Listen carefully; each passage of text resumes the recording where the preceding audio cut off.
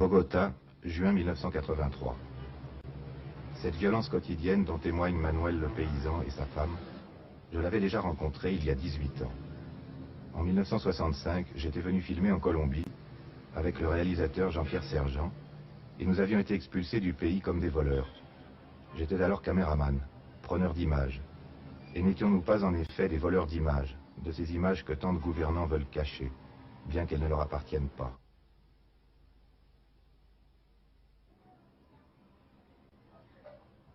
En 18 ans, la population de Bogota est passée de 2 à 5 millions d'habitants.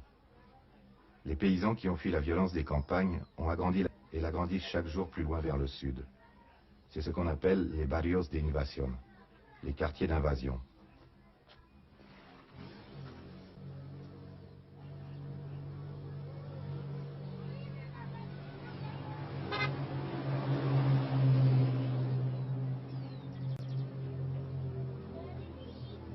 Cela a commencé en 1948 par l'assassinat du leader libéral Gaitán et les journées d'émeutes.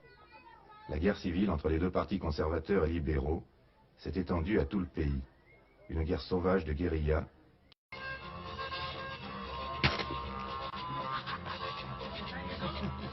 Un dimanche après-midi, dans la banlieue sud de Bogota, aux antipodes des collines boisées que nous avait fait traverser du docteur Ardila Loulé. Les hommes jouent au tourniquet, jeu de palais colombien, où les cibles sont des pétards posés sur un bloc d'argile. Paraît loin. Pourtant, combien d'entre eux sont allés ou iront, comme appelés, rétablir l'ordre dans les campagnes? Combien d'entre eux sont paysans ou fils de paysans?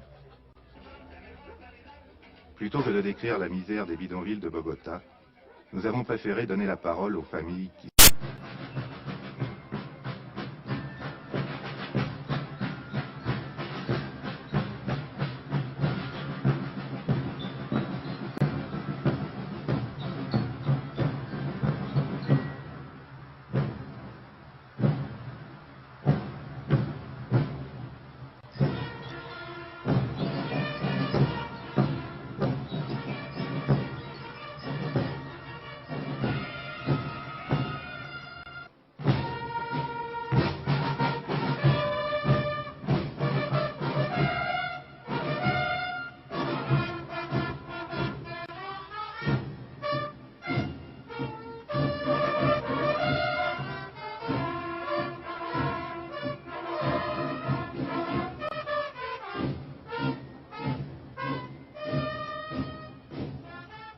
Devant le palais présidentiel, le spectacle de la revêtue. Cependant qu'à Rio Chiquito et ailleurs, les FARC, Forces armées révolutionnaires de Colombie, tiennent la montagne. D'autres mouvements de guérilla, comme le 9, combattent aussi le pouvoir en place. Et les enfants de Bogota regardent le spectacle, comme si rien ne pouvait changer.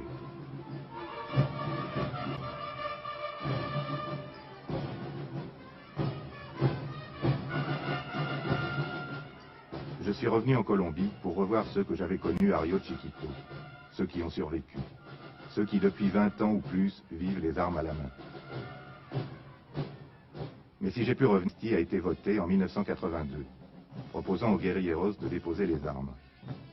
L'artisan de cette loi est le président de la République, Belisario Betancourt. Élu depuis 1 an sur un programme de paix civile et de rétablissement de la démocratie, sa popularité est immense. Quel est le pouvoir réel de cette qui semble s'être placé au-dessus du jeu politique traditionnel? Qui est-il?